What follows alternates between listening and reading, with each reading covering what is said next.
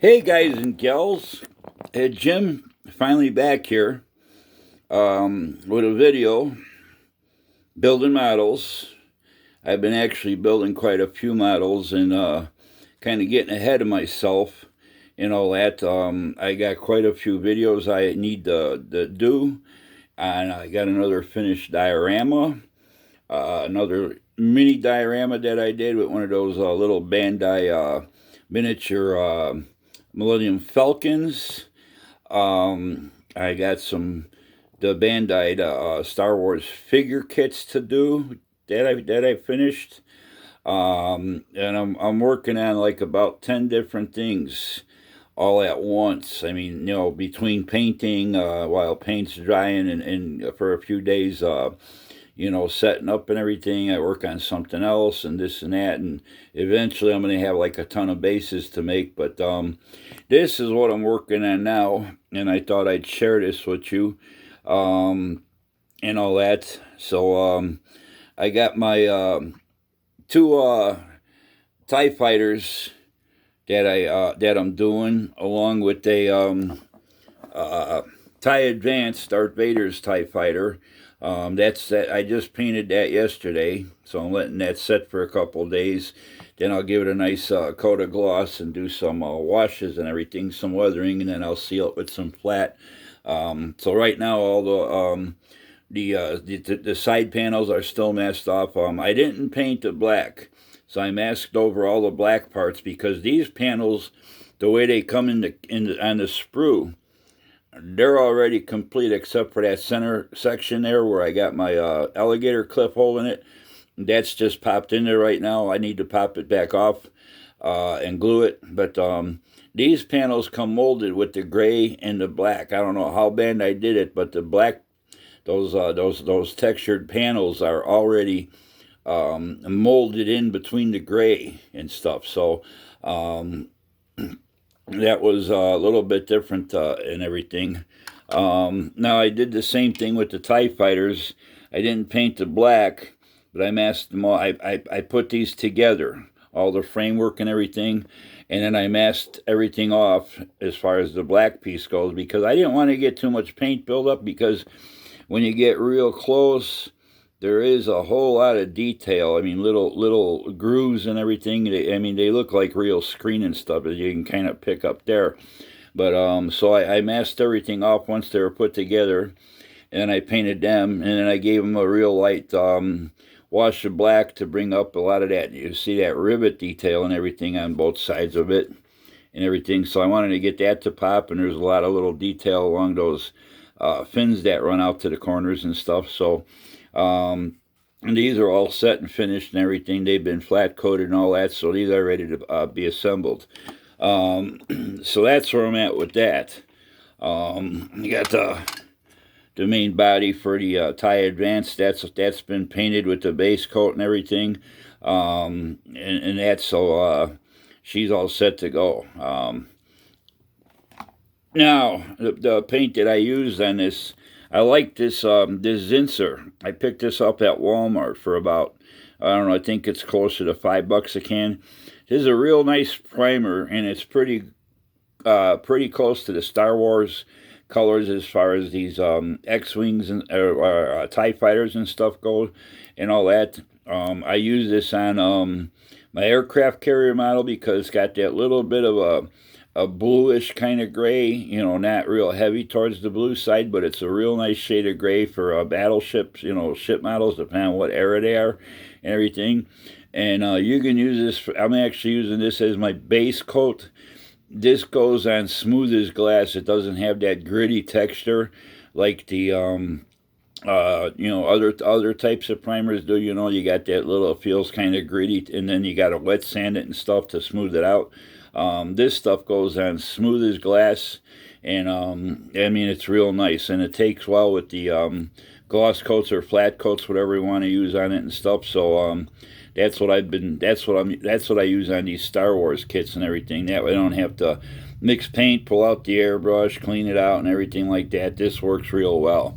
So but the reason I'm doing this video, now these Bandai kits, they all come with the 72nd scale, which these are They all come with regular parts, like for your canopies and stuff, for your different models, like the X-Wings, Y-Wings, and stuff like that. You got your choice of the clear, or like my Millennium Falcon that I recently did the diorama on. I didn't use the clear parts because they kind of blurred all the lighting, especially all that fine lighting that I did on the interiors and the cockpit and everything. They kind of blurred that, and it looked like just one big splotch of light in there instead of all the little fine detail, the little pinhole lighting and stuff that I did. So I didn't bother with the clear parts on there. The reason Bandai does this with the regular and then the clear parts that you can paint or decal. I didn't use the decals on these. I just painted them just like the decals would be. But because the studio models did not have glass in them for filming purposes, so they didn't get no kind of glare when they were shooting the film and all that stuff. And but they come with the clear parts in case you want to add them. Now in these two kits, I'm kind of like I got both of them, but anyway, I masked these off very carefully and all that, and then I painted them just like I did with the regular part without, the regular non-clear parts and everything. The detail is the same on both of them. As you can see, they got real fine struts between the panels and all that, so I'm happy with that. And the same with these pieces that go on the top. That's the standard part. And then you got your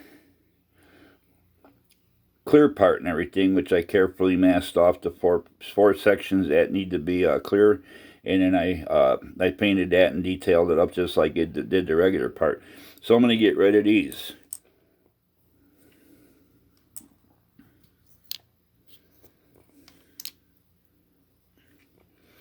Now I got two of my the regular TIE fighters. I got the bodies all sealed up and everything. I got one hooked up with the lighting and stuff. The other one I just got the interior lights. Now the one on the right, which is that one, that's got the clear part in there. You can pretty much still see through the detail. There's the pilot figure in there. I still got to do some dry brushing on that front panel on the lower part of the cockpit to bring out some of the raised surface detail and stuff to make it pop a little bit more. That's one with just the regular, without the clear, just the regular framework and stuff. So you can pretty much, they look pretty close to the same. It might diffuse the light a little bit more. Those are both lit the same way. I got an SMD mounted down on the floor, kind of facing back and up a little bit. And then I painted it with clear. I didn't have no red SMD, so I just dipped it in a clear red, the Model Master that I got on hand to give it that red glow in there like you see in the movie. Actually, the movie, there's little decals in there. You can probably pick them out, all them little triangular decals and everything. It's a shame these models, they didn't do these in a bigger scale. But actually in the movie, all those little triangular panels, those are actually what has the red lighting, little dots of red and that and stuff, like the control panels lit up. But it's so tiny that it'd be just about impossible to drill out all those little tiny holes. But I'm leaning on these models with going with the clear. I kind of like the looks of the glass in there compared to the one without the glass and everything. And like I said, you can still see they're in there pretty good and all that. So I'm tending to lean towards the clear parts because, like I said, you can still see the detail. They're not distorting nothing, or they don't have that ripply, wavy effect to them like some of the heavier clear parts that came with the Millennium Falcon. Those were a lot thicker clear piece plastic, and they had that little, like that wavy, ripply effect to them that distorted everything. So I'm going this route and all that. But yeah, those are before I glued everything in, permanently. I wanted to do this video, but that's where I'm leaning.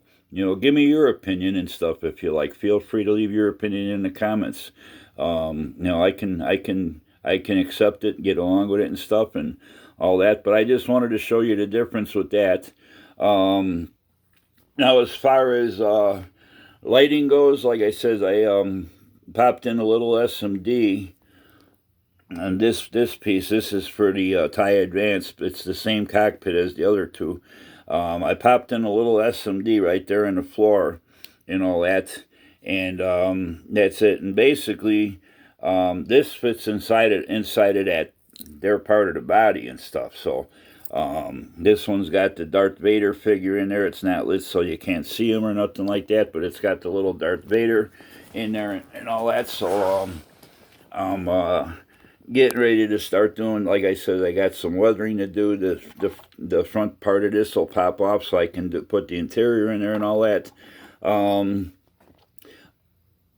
I could have used SMDs for all these photon cannons or whatever, the guns and stuff, and the same with the ion engines in the back. There's enough room, being SMD's got the real fine thread like wiring and stuff, but the trouble is you got a resistor on each one, and being that these aren't big models, I mean they're decent size. I like to keep my tubing small for my rods, for my stand. That way it doesn't overpower the model. And trying to run 3 of those resistors down this narrow tube. This tube will actually insert into the next size up tube. I think this is 1/8, and I'll be putting these in a 5/32, which will be coming out of the base. I would have had to go bigger if I was going to use the SMDs and all that, and be running a bunch of resistors through those tubes and everything, and the rod would have been getting too big a diameter, and it would have, it would have just overkilled the models and stuff, distracted too much from the models. And the first thing you would have noticed is, wow, those tubes are bigger than the models. But so I wanted to keep my tubes down to a minimum, so that way they don't stand out as much.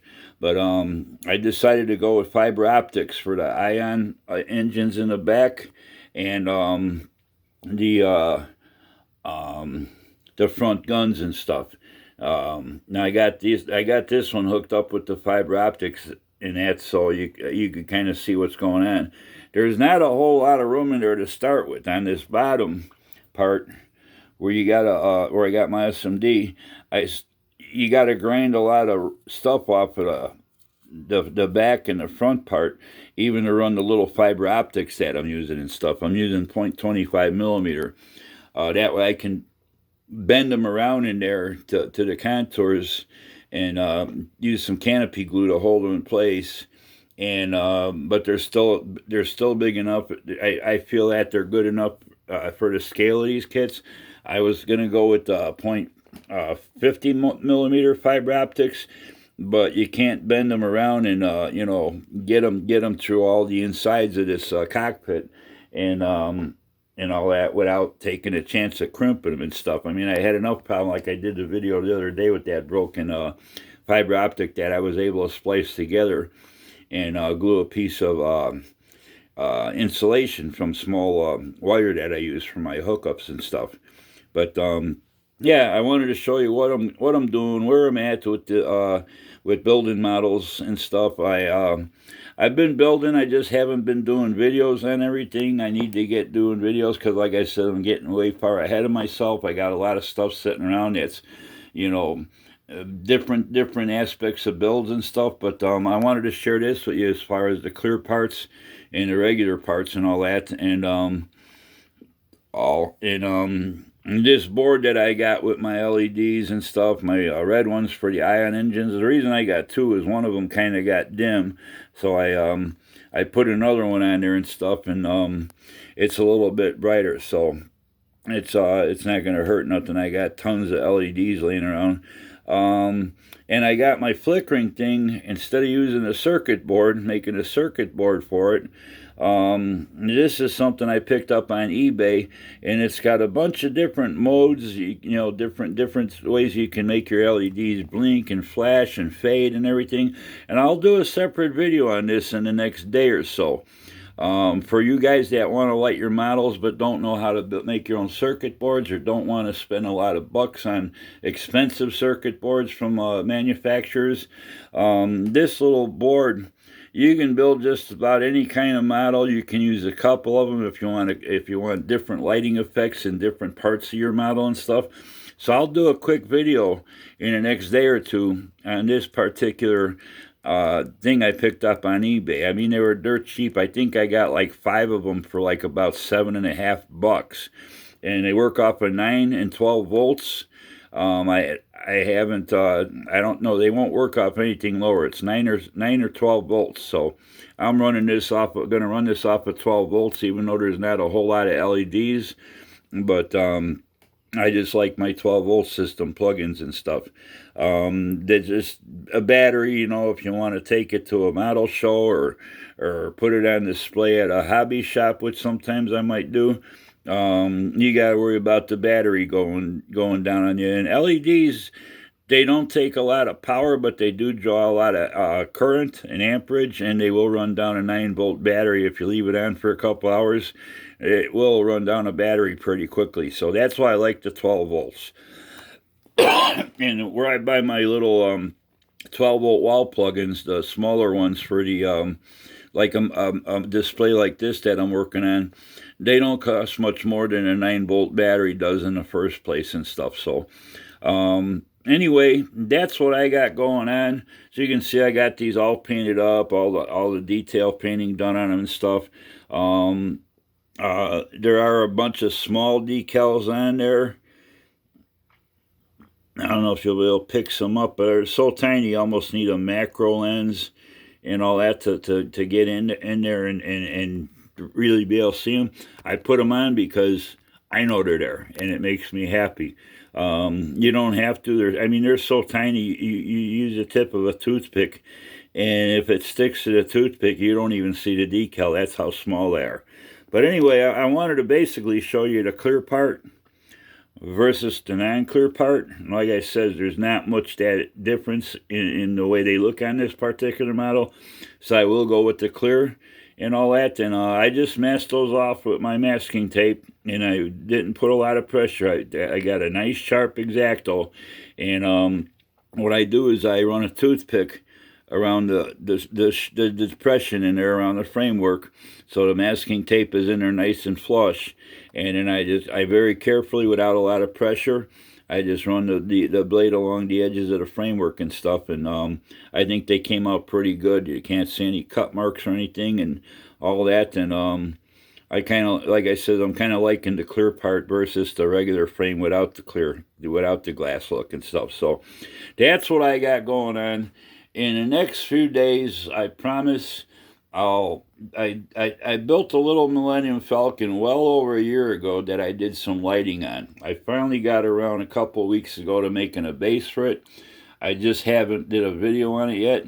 I just finished up another Star Wars diorama, a little bit bigger scale. It's a 1/44, but it's another really nice size diorama and everything. I'm not going to give away what it is. It's going to be, let it be a surprise and all that. So that's what's going on for now. I got some figure kits. I got a couple X-Wings that I got built. I need to weather them and do some washes on them, and they're going to need bases. I got an ATST, the 48 scale one that I'm working on. It's pretty much all weathered, painted, and I want to make another diorama base for that and all that. And what else do I have? That's pretty much it about now. Oh, this I'm going to try my hand at. Years ago when I was in the model railroading, I used to make molds from rocks and everything with all the detail of crevices and all the little nooks and crannies. We used to use a latex rubber that was sold by Woodland Scenics. It's expensive as hell. You had to build it up in layers, do about 4 or 5 layers, then put some like gauze or something like that over it to give it some strength, and then you put another 4 or 5 layers till you had it built up where it wasn't all flimsy, and it would hold its shape and everything. I've been looking over a lot of videos on YouTube of people that make molds with silicone and baking powder. What the baking powder does when you add it to the silicone, once you get it all squished in and start mixing it, it doesn't stick to your hands and everything and make a big mess, and then you got to worry about how you're going to get all that goop off your hands. Of course, you start out wearing rubber gloves and everything. But when it dries, I mean, you can make molds out of it and use it for anything you want. If you want to cast something in plaster, which I've done a couple rock molds recently for my diorama that I'll be putting up a video on. So I got a bunch of these bases that come with these kits. I got, there's two different styles. That one comes with a regular TIE Fighter. This one comes with the TIE Advanced. I got a base that came with my Y-Wing. I got my Y-Wing. That hasn't even been popped open yet and everything. That'll be probably back down the line in the fall or winter months or something like that. I got a snow speeder, the 148 scale snow speeder, which was the two for one kit. It had the little 144th one in there, which I used on my diorama that I got coming up in a video, and I will definitely do that in the next couple days. But I'm going to try my hand at casting some of these. I don't know if I'll cast them in plaster, because I want more of these tiles for the base for this display. Or I might try practicing picking up the two parts that you got to mix to make resin castings and stuff, but I can still use the same molds and everything. So I'm going to try my hand at that over the weekend and stuff. Because I would like to get these finished up, and hopefully next week I'll be able to get my base done. But for this particular diorama, I did order another one of the Death Star attacks because I want to get this diorama finished up. But for future use for other Star Wars model kits that don't come with these bases, I want to take my hand and practice making some, so with my own molds and all that. So that's what I got coming up down the line too. But for the time being, this is what's going on. Like I said, I'll do a video on this little thingamajig here that I'm using for my flickering deal and all that. And that way you guys can see all the different modes that it has, and you can pick out different modes, about a dozen or so different modes, different speeds. You can just have it constant on. It doesn't require a rocket scientist to try to hook up a bunch of different wires. All it's got is negative and positive out to the LED, and negative, positive out to your power. So that's what's going on. Thanks for watching. Hope everybody's staying safe out there. Thanks to my subscribers. Thanks to all my new subscribers. Thanks for all the great comments you guys been leaving me. Thanks for hitting the like button. Thanks for following along with all my videos and everything. And we'll be talking to you soon. Thanks to everybody out there for wearing your masks and keeping all us other people safe besides yourself. I just wish more people would take to that, because things are starting to jump here in Illinois again. And all that, and there's a couple counties, not the next county over from mine, they're talking about shutting things down, certain businesses down again, as well as a few other counties in my area. So till the next time, stay safe out there. Do what your local authorities or your government or mayors in your towns, do what they ask you, and let's try to kick this thing so we can kind of somewhat get back to a little bit of normal and all that. But anyway, I forgot to show you the top piece with the glass, and there's the top piece without the glass. Like I said, there's not a whole lot of difference, so I'm probably going to go with the clear parts that I painted up and everything. So till the next time, you guys all take care. Happy modeling. And like I says, thanks again. If you guys got any questions that you don't want to leave in the comments, you can contact me by my email, which I leave down in the description for each one of my videos. So take care. Happy modeling. Stay safe out there. And we'll talk to you real soon. Bye.